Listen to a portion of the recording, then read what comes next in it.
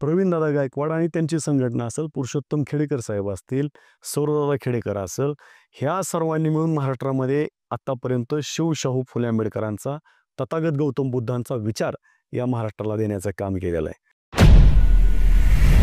इथला तरुण त्यांची बहुजन समाजाची अस्मिता जागा करण्याचं काम कोणी केलं असेल या महाराष्ट्रामध्ये, तर ते संभाजी ब्रिगेडनं, मराठा सेवा संघानं, प्रवीणदादा गायकवाड आणि खेडेकर साहेबांनी सगळ्यांनी केलेलं आहे.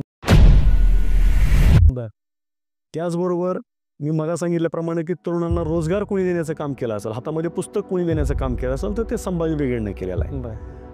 हे काम कोणाला नको आहे?